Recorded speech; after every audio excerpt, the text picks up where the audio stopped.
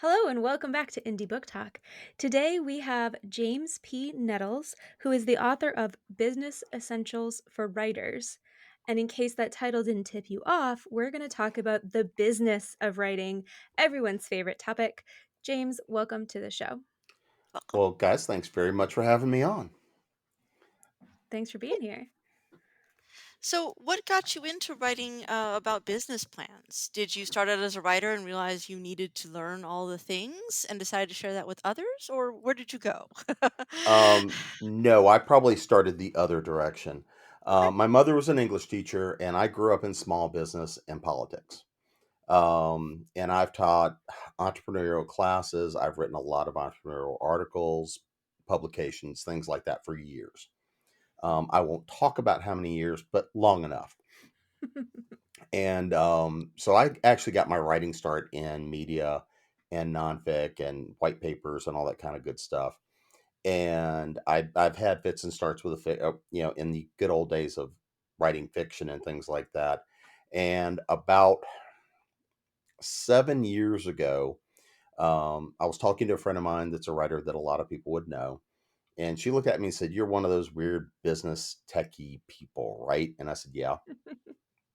"Can I ask a question?" I said, "Sure."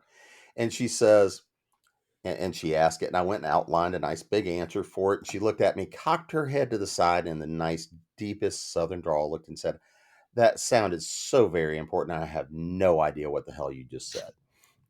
And and And it so I, sounds better when it's Southern. it, yes, very. And so I was doing a lot of entrepreneurial articles and things at the time, and I started a website called The Writer's Mind. And I started just, if I had to answer it for one, I just started writing collections of articles, and it was like, somebody asked something, I'd send them over there. I'd answer it once, write it up, and let it go. And I was at a convention and sitting down and was sitting at the bar with Ben Bova. Excuse me. And he says he'd been looking at it. He was like, "So when are you going to turn this into a book?" I said, "Well, funny you mentioned that." And I had been drafting it for a while, and it went through a number of revisions. And thankfully, I have a lot of friends in the business. And what I thought was, here's basics. They were like, no, no, we're going to keep knocking it down to here.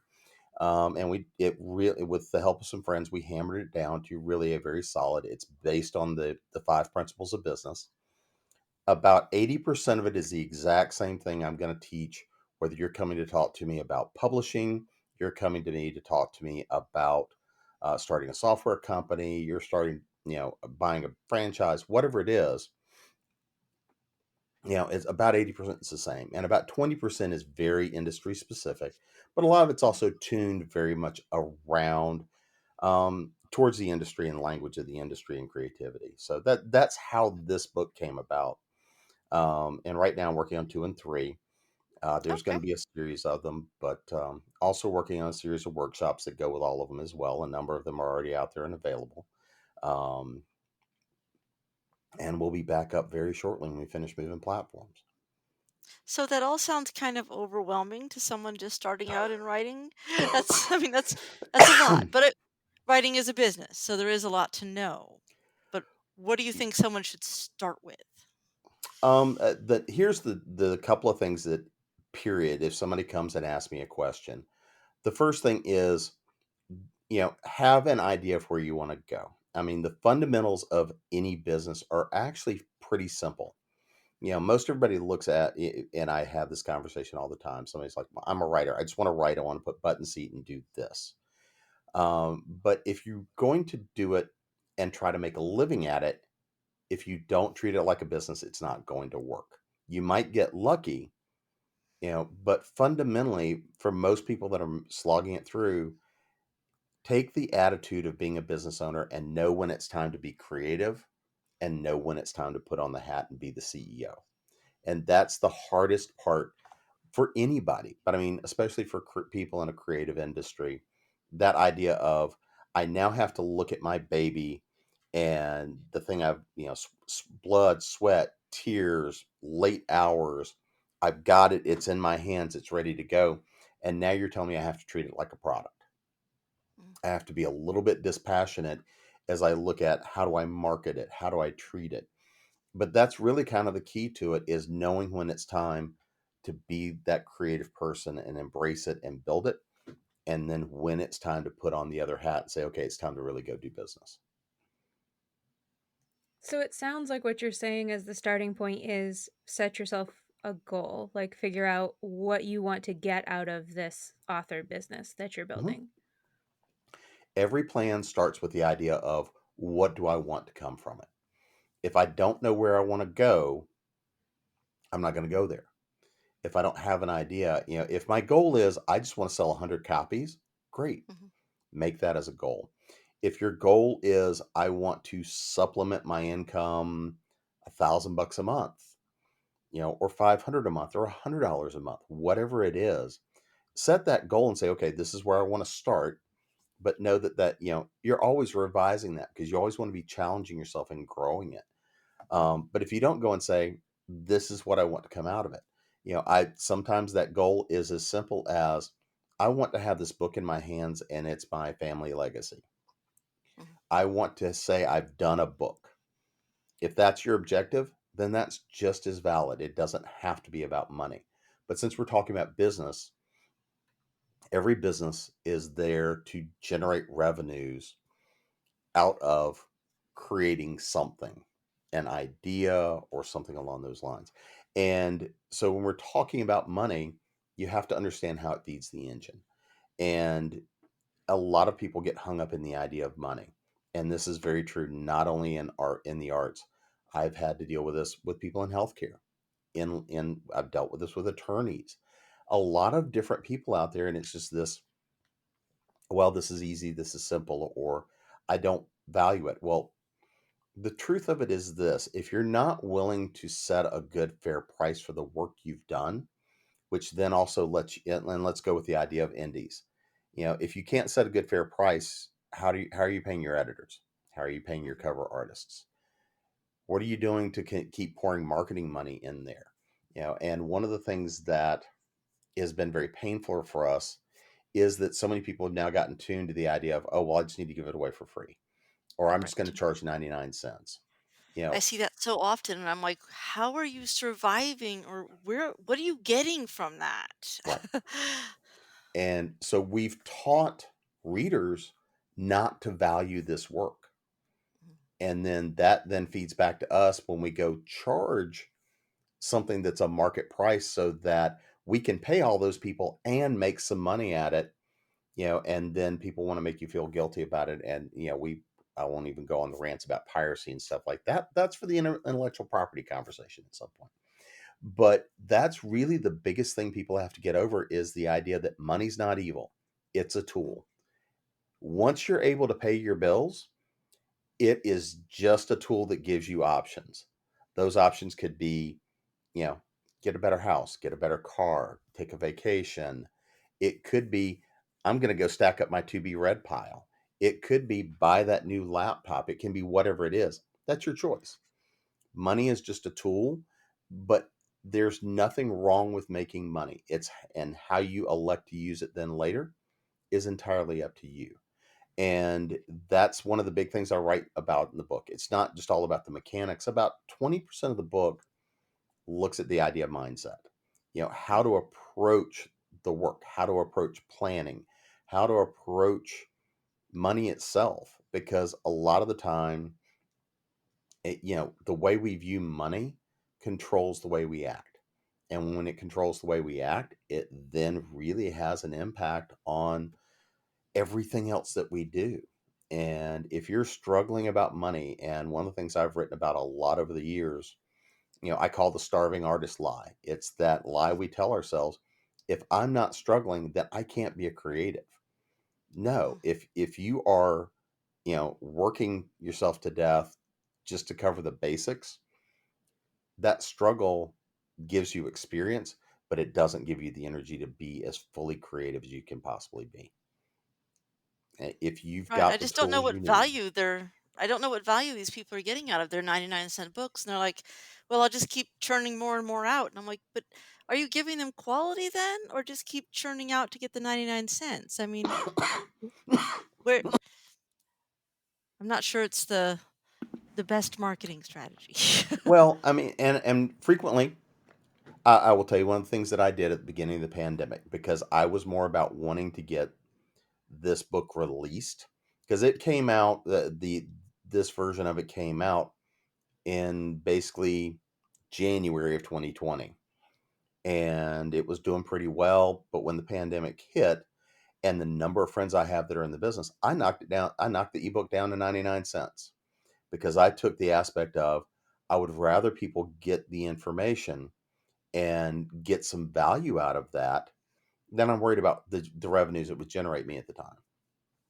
Well, and that comes back to your goal and vision, right? Because you Hmm. were Mhm, talking about what are you trying to accomplish? And for you, what you were trying to accomplish was getting as many people this information as possible, which is a different Absolutely. goal than I'm trying to pay my bills with this. Right. And ironically enough, when I raised it back to 4.99, it sells better because people then assign a higher value to it.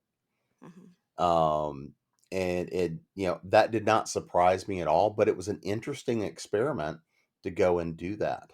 Um, at the same time, beginning of the pandemic, with some friends, we started the Continual Network, where we do a lot of online programming, online panels, and 2.25 years, we've done 600 shows, Wow. and a lot of that is also geared around business programming, business for authors, business for creatives.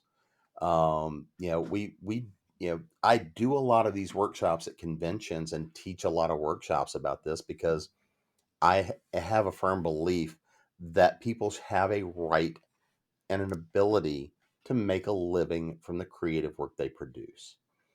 And if nothing else showed the value of creative output, it was this pandemic.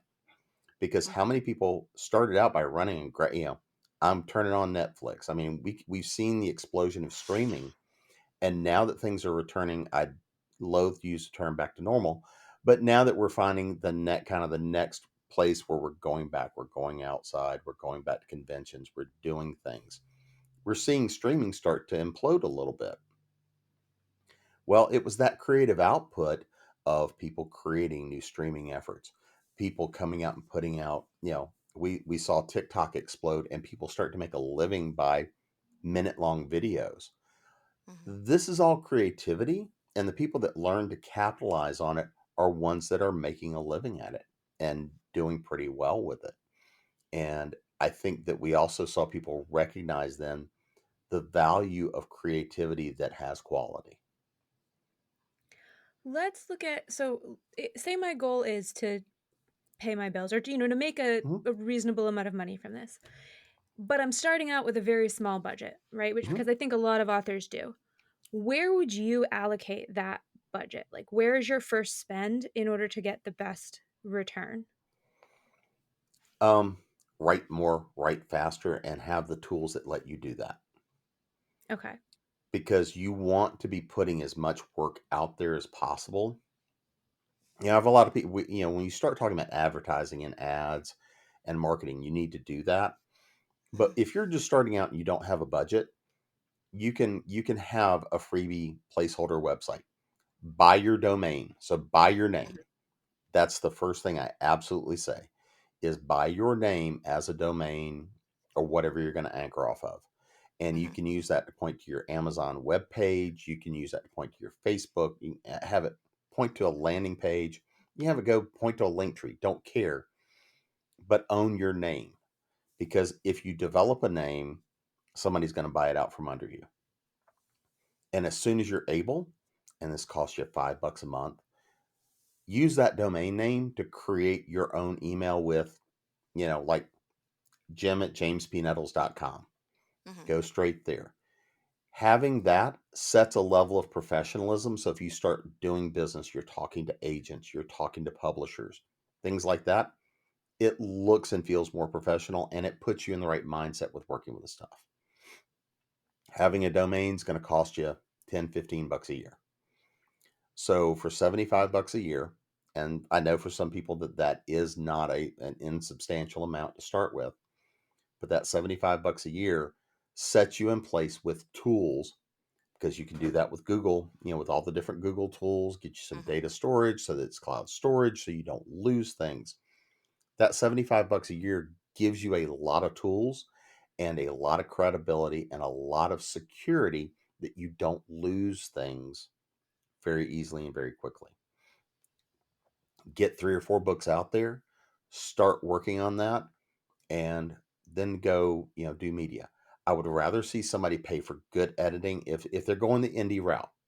Pay Mhm. for good editing and pay for good covers. Yes. If you're just starting out and you want to work with publishers, work with some developmental editors that help teach you where your gaps are. I'd rather you spend the money on putting good work out there to get the first 5 or 6 books done. Then you got a back catalog. So when you go start spending money for advertising, you have enough there to be able to generate a positive revenue. Mm. That's really where I'd start. But don't expect your first book to be making a living for you. Yeah. So where in media would you put money, do you think? I mean, does it depend on the genre or who you're writing for? I do advocate. Here's the things where I would put money first. Um, you can spend a couple of $100, assuming you've got a laptop. You can spend a couple $100, get a good microphone, a good camera, and you can do a lot of media just like we're sitting here doing right now. Mhm, Facebook ads are getting more and more expensive and are less and less mhm, productive. If we look at a lot of social media advertising and social media marketing, it's getting more and more expensive, and it's not going to get any cheaper. And if depending what genre you're in, for example, if you're writing romance, you're really hampered in a lot of ways on where and how much you can advertise and with what. I mean, a lot of the time your book covers won't even be accepted. So, really? oh Mhm. yeah, I mean, for example, you can show. I'll save the rant. You can show X of a book cover, but you can't show Y. So, for example, if you have the male standing on the cover, you can show one nipple, but not two. And you get into all these fun things There about is some what very weird rules. there's a Oh ton my of really weird rules. goodness. And it's This funny is, because the old romance novels, like, the ones I think of as, like, somebody's grandmother's reading them, mhm. none of them fit. Like, you couldn't advertise any of them today. It's really Well, that's what interesting. came to mind, and I'm like, "What rules could there possibly be?" So many. Facebook. Look at Facebook as Disneyland with Uh, weed. But no, okay, I'm gonna use that. Facebook is Disneyland with weed. Okay. that's the users, not the okay. But it's things like that you have to become aware of. But I Mhm. do believe when you're starting out earlier, the more you can produce, the more mistakes you can make early, and the more you can invest in your education and building your skills, that's where you need to be spending the time and money. And I know a lot of people want to jump out the gate to, it's published, let the dollars roll in, and they hear crickets and they become crushed. I'd rather Mhm. just see people go get the work out the door, get the work out the door, get the work out the door. Because if you're doing quality work, the readers will find you, the money will follow. And as you get a small amount of money in sales coming in, you reinvest that money into the marketing. You reinvest it in the business. You know, for it's just like any other business. For the first 2, 3 years, you're not pulling any money out. Every dime you make Mm, is being reinvested back in the business. And I mean, I you'll think that's that. huge. That's a Mhm, thing that yeah. a lot of new authors don't realize that even if you do make money, that's not money to go buy ice cream. I mean, maybe one ice cream, but that's money that you have to put back in if you wanna keep growing that investment. exactly. And I mean, this is one of those things that becomes painful for people is you have to separate the idea of it's a job where I get a paycheck and I know I'm going to get this. You own a business. You're responsible for the decisions, the success, the failure, and you have to invest time and resources to make it work. And you have to be patient and you have to be persistent and you have to keep hammering on it and doing the job. And the truth of it is, you'll always keep getting better. And the one thing I saw this on a shirt not long ago, as a slogan, and I thought it summarized it perfectly. I never lose. I either win or I learn. Oh, And that's awesome. that's the sort of thing that I like to teach because there's never a failure, there's never a loss. Something may not have done what you expected it to do, but if you, as long as you learn or get useful information from what didn't work the way you wanted it to, it was still valuable as an exercise. And these are the sorts of things from a creative aspect that can be really challenging for people. And is that idea that, well, I wanted two and two to be four, two and two was two and a half. What do I do with two and a half? And it's these kinds of ideas, these kinds of challenges that you have to look at and face and understand. But it's part of business. It's part of the game, part of the way things work. But as long as you're persistent and always getting better and always adding more, one day it will catch. And it always surprises people. And often the biggest problem is not when they don't succeed the way they thought they would, it's when they succeed much more than they ever thought was possible because you're That'd be not awesome. prepared for it. Well, I mean, think about this. Let's say that your expectation was, I want to make 50,000 a year as a writer. The median average for a fiction writer a few years ago was like 38.5 or something like that. Median for a writer itself was about 65. And then what happens if all of a sudden your book hits and you make 200,000? Taxes. Taxes, and all of a sudden you're looking at money that you could not perceive. You're going to blow that in ways because you're not prepared to do the right things with the money that would then see to it that that becomes a consistent behavior and continued success and continued growth. And I have seen this happen way too many times. And often what people do is they become afraid of that success because they see a little bit of success. They don't know what to do with it and they slow down, Hmm. and that kills the momentum and it kills the next step. And again, the reason we do plans is not because we expect them to work that way. We do plans because we make sure we've thought about what are the things that are most likely to happen and what are the things that we want to have happen. And with those kinds of things, this is the reason we do business planning. This It's also of why we any don't do sort. lines. Or your other choice is take and throw the spaghetti against the wall and then, bring in the household witch, let them, prognosticate based on the spaghetti crawling down the wall and say, yes, this is what you need to do. That's kind of Facebook marketing these days. So, on that amusing image, in the event that people want to learn more about this, which I think that they will, where can they find you online? Well, the easiest place to find me is jamespnettles.com. I also have a workshops and education company called Author Essentials. You can find that at authoressentials.net, authoressentialsworkshops.com. We'll be back up shortly. We're in the process of doing that move. I am also the business track dean for the Speculative Fiction Academy, and a lot of my workshops can be found over there in an edited version. And then if you're also interested in some of the other stuff we do, you can find us at thecontinualconvention.com. And I'm on Facebook, Instagram. Occasionally I show up on the Hive of Scum and Villainy that's Twitter.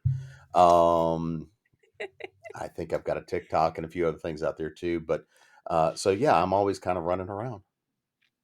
Great. Awesome. Well, we shall seek you out. Uh, I definitely appreciate you guys having me on. Yes, Yeah, thank you thank you so so much. much. Now I guess We I have learned to a write a lot. plan. And yes, that workshop will be available hopefully before Dragon Con. I recorded it a couple of weeks ago. I did a live workshop class on developing the business plan, and we're in the process of doing the video edits for that now. So that is the next workshop class that'll be available. So that's currently in Awesome. editing. After So that's hopefully by intellectual the time property. this goes live, we will have that, and then maybe you can also sign up for the intellectual property workshop, guys. Very Absolutely. And I do teach a lot of workshops, both live at conventions and we do virtual workshops periodically. So Awesome. Thank you. I'm looking forward to learning a lot of things.